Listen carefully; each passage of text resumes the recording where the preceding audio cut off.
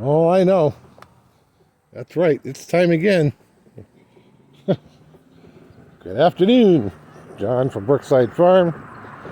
And it's been a while, so I figured I'd give you a farm update. I think my last post I was actually tilling the back 40. But I thought I'd kind of show you about where we're at. Tomatoes are starting to come in, and we're going to get a bumper crop, I think. These are all doing really well. These here are Cubanelle peppers. It's hard to tell, but there's some in there that are ready to be picked. So I'll be doing that shortly. As soon as I put the phone down and go back into the shop. The rest of the garden is pretty weedy. That just tends to happen. I don't have a huge amount of help here, and getting in the garden and doing the weeding is something that's just not my forte. But believe it or not, there's 5 rows of green beans over there that are putting out. I'm sorry, 3 rows of green beans, 2 rows of wax beans. They're putting out pretty good. We are getting squash and zucchini from what's in here. We've gotten a few of the green peppers out of here. And here are all our cabbage is still going pretty good. A couple of plants I think got kind of wiped out, but it's hard to find good help. And this mess here, believe it or not, does have cucumbers in it. And we are getting some. We're trying to train the vines to go like out to the spot that's kind of clear. But unfortunately, that's just kind of how it is. Like I said, the weeding is something that always kind of gets away from me. Got some totes lined up, and we did fire up the log splitter a few months ago. So it should run pretty soon. We're already into August, so another month it'll be getting into firewood season, and we're going to have to crank on that because, the oil's definitely not getting any cheaper. We're building back better, though.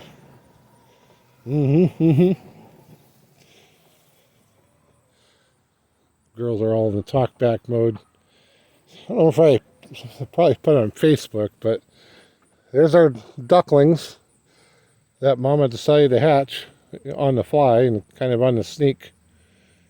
They're doing well. Oh, they're characters, boy, let me tell you. Other than that, a lot of this year has been kind of cleanup mode. I didn't feel very well last year, so there was a lot that didn't get done.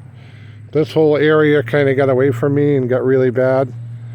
The golf cart kind of got buried. Haven't been able to do much with that. The missus is out with me today, and all this corner is pretty much cleaned up. We just got some more of the stuff to clip out of there, but there's actually a concrete pad under there, believe it or not. So we got to move everything from the paved pad over there. I want to kind of get things moved over here, and all this stuff here is mostly stuff that's going to get junked. And speaking of junked, we did get rid of a couple of the tractors so far.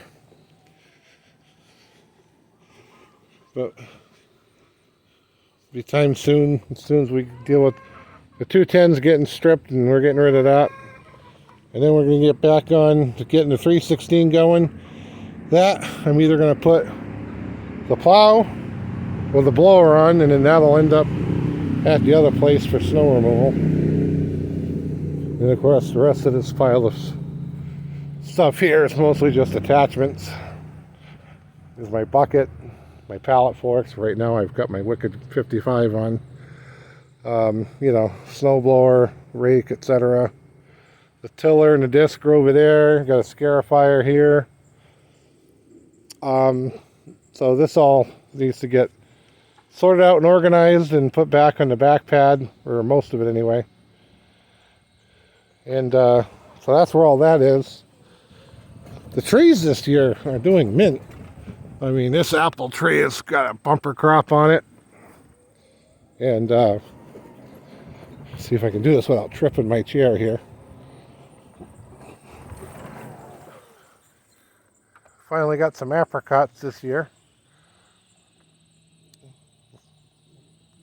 4 hole, I think it's maybe 5 on this tree. Nice crop of peaches finally on the peach tree. I think this tree is 7 years old. And then, of course, the other apple tree is just finally getting a few apples on it. That is 6 or 5 years old. And nothing yet on the little tiny apple, but, you know, it's kind of juvenile yet. But it's nice to see the orchard coming along. And so we're on our 3rd scrap metal trailer that's been dumped out of here. So that's getting pretty, I think that, you know, we're getting there. I got a lot of tires to get rid of and a lot of stuff like that. And we do a lot of sorting and organizing in the shop. So, oh, and of course the compressor kicks on right as I come inside. Well, let's talk about it. I know the last shop update I did, I talked about the 220 compressor and getting the 220 line run in there. Well, we did get that run, and it's kind of buried, but you can see it in there. That's the 220 compressor. It's finally wired in. Got that running. Shop's fairly well cleaned out. I can actually go along in a circle here finally. Got a lot of junk cleaned out of here. A lot of stuff much better organized. The biggest thing I'm happy about is I finally have a 220 line for the welder. So I don't have to try to run the generator inside or drag the generator outside. So now when I want to make a quick weld on something, I snap it on, hook it up and go with no dramas. So that's a lot better. Getting a kick out of the pressure washer. This pressure washer is brand new but 4 years old. I'll explain. So I bought this 4 years ago. It's kind of an impulse buy on clearance at Lowe's. I think it was like $89 or $79. It wasn't much anyways. It's a little electric 2000 PCI pressure washer. Bought it, took the whole box, threw it under a bench over there, and completely forgot about it for 4 years. Then finally I decided, well, you know, I want to kind of pressure wash some of the tractors. So finally dragged it out and assembled it. So brand new, but 4 years old. Hopefully that still works. I don't see why it won't. So anyways, that's it. That's all the news from the shop. And this was the sign from my dad.